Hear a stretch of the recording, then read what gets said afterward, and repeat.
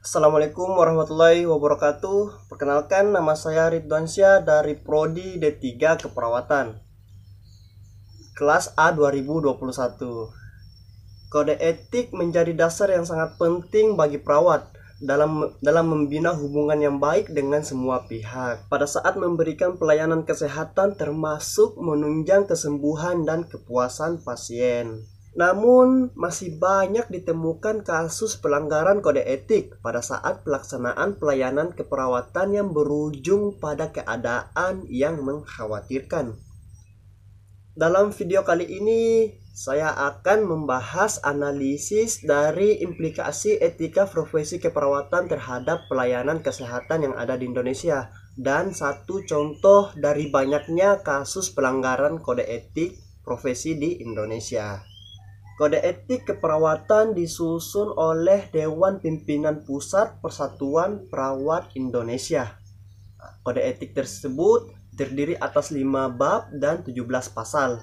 Bab 1 menjelaskan tentang tanggung jawab perawat terhadap individu, keluarga, dan masyarakat, terdiri atas 4 pasal.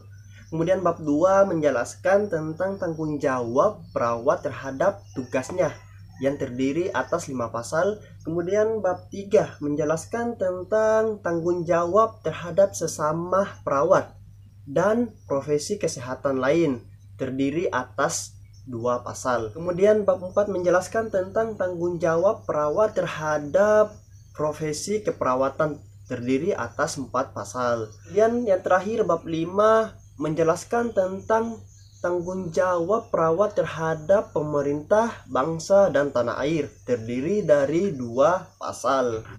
Kode etik menjadi dasar yang sangat penting bagi perawat dalam membina hubungan yang baik dengan semua pihak pada saat memberikan pelayanan kesehatan, termasuk menunjang kesembuhan dan kepuasan pasien.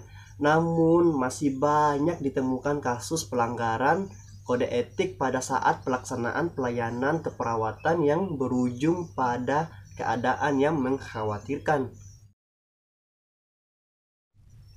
Contoh kasus pelanggaran pada saat pelaksanaan pelayanan.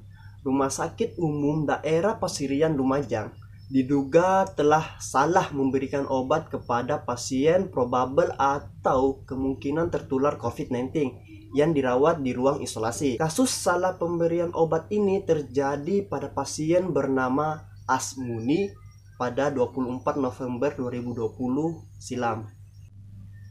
Pihak keluarga curiga melihat reaksi pasien yang justru bertambah parah.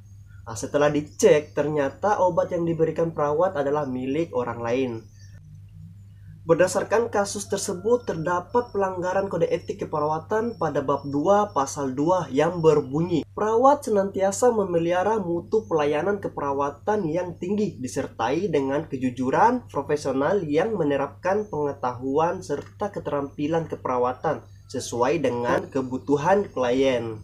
Serta bab 2 pasal 4 yang berbunyi, perawat senantiasa menjunjung tinggi nama baik profesi keperawatan dengan selalu menunjukkan perilaku profesional.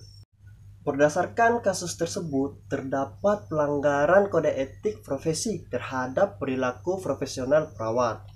Tidak selayaknya seorang lalai dalam memberikan asuhan keperawatan kepada pasien. Pemberian obat yang salah pada pasien dapat berdampak buruk pada kondisi fisik dan ketidaknyamanan atau ketidakpuasan pasien dalam pelayanan kesehatannya. Dengan adanya rasa ketidakpuasan dapat berdampak buruk pada citra keperawatan dan rumah sakit di mata masyarakat. Pasien akan berpikir bahwa perawat tersebut tidak melaksanakan tugasnya dengan profesional. Dampak lain yang mungkin muncul antara lain dapat menurunkan profesionalisme perawat dalam pelayanan kesehatan. Perawat dapat dipandang tidak kompeten dan mengkhawatirkan, sehingga menurunkan kepercayaan pasien pada keahlian yang dimilikinya. Dengan adanya pelanggaran yang dilakukan perawat, menandakan bahwa perawat tersebut belum memahami tentang kode etik dan nilai profesional dalam keperawatan. Oleh karena itu, sangat penting untuk menanamkan kode etik keperawatan dan nilai profesionalisme sejak masih dalam masa pendidikan. Perlu adanya upaya peningkatan pembinaan dan pengawasan mutu tenaga kesehatan, serta adanya evaluasi kinerja tenaga kesehatan di rumah sakit. Dan adanya penerapan peringatan dan sanksi tegas kepada pelanggaran kode etik sesuai dengan hukum yang berlaku untuk menimbulkan efek jerah pada si pelanggar tersebut dan meminimalisir terjadinya pelanggaran kode etik yang dapat merugikan si pasien. Mungkin itu dulu penyampaian saya mengenai kode etik pada saat pelaksanaan pelayanan keperawatan.